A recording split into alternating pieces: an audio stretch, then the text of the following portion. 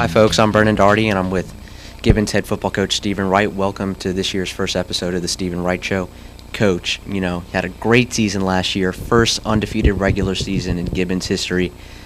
A little bit of a disappointing first-round loss in the playoffs, but you returned a lot of talent this year, starting with your quarterback, Sean Stankiewicz, who tore his ACL last year. But first off, how has his recovery been, and what do you expect out of your senior shot caller this year?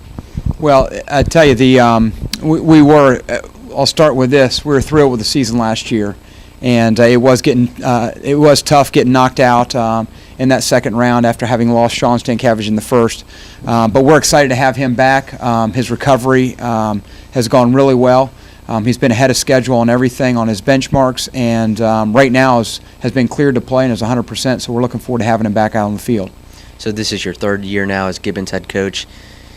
Does it seem that things are starting to get easier each year in terms of installing, formations and really just, a playbook? Is everything starting to go smoother this year now? It is. It's nice to be able to have, continuity in the coaching staff, and as well as in our scheme. We've been able to build each year on what we've been doing on both sides of the ball, and we have. For us, been ahead of schedule in terms of our install and things like that. So we're thrilled to be back. I'm blessed to have the coaching staff that I do, and certainly kids that we have, and we're excited about the upcoming season. Mm-hmm. Now, you lose Ben Grayson at running back, one of the most prolific running backs in Gibbons football history. I'm not sure if you can necessarily just replace that right off the bat, but how do you plan to evolve the offense to make do for his not having him this season? Well, I think the challenge every year is, to take advantage of the talent that you have in place and maximizing those guys that are in those particular positions. And we make adjustments every year based off of personnel, and so we're doing the same thing this year. Regarding the running back position, we've got two guys that are going to fill in there and do a phenomenal job for us with DJ Smith and Peyton Offnick. So we're thrilled to have both of them. There'll be guys that we're probably rotating through, and so they'll have fresh legs throughout the game and are going to bring a nice set of skills that are going to produce some pop for our offense. Last year, Sean Stankiewicz was thrown to some really good senior wideouts, Nick Holloway, Trevor Zeruba, Stephen Boyle. You lose those three guys, and there are a couple new faces at the wide receiver position, but you do return Dante DiMaggio. How critical will he be this season, and what do you expect from your group of wide receivers this year?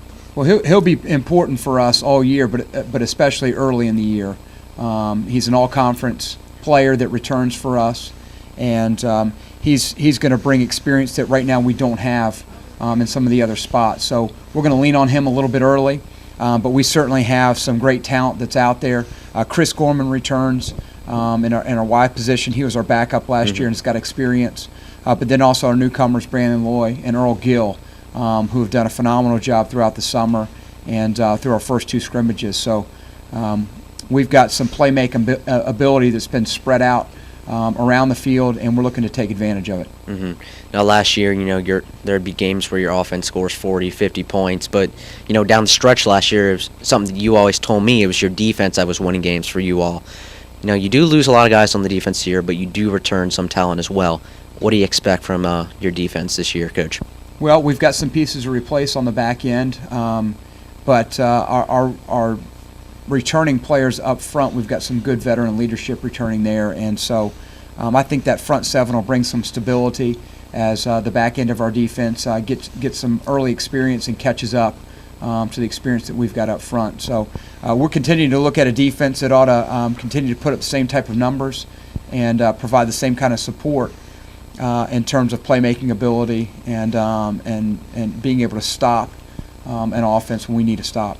Now, your defense is coached by defensive coordinator Okesa Smith. He has proved himself capable these past 2 years to, put together a really strong defense.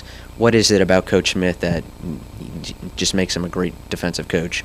Well, I think he's sound fundamentally to start with.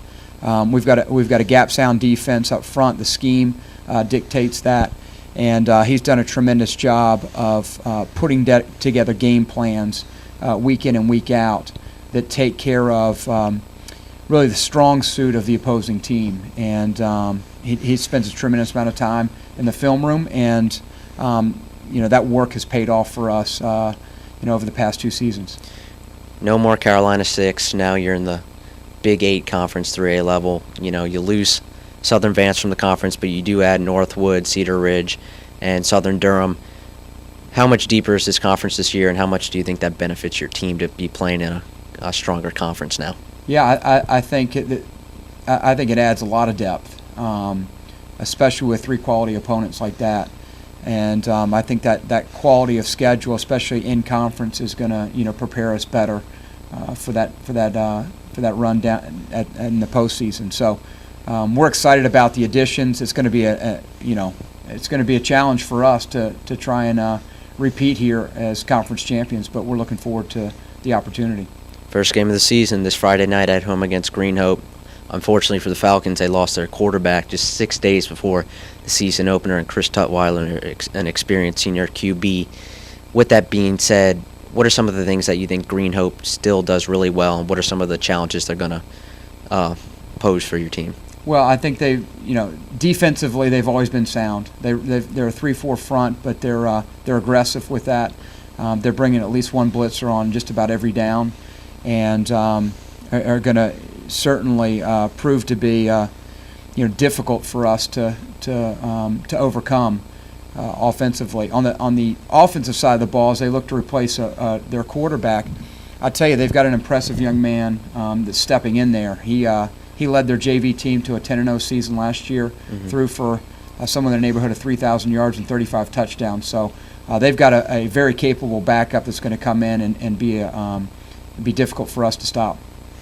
That's all for this week, folks, but remember to join us next week as we recap the Green Hope game with head coach Stephen Wright, and we look ahead to the week after that. Thanks for joining us.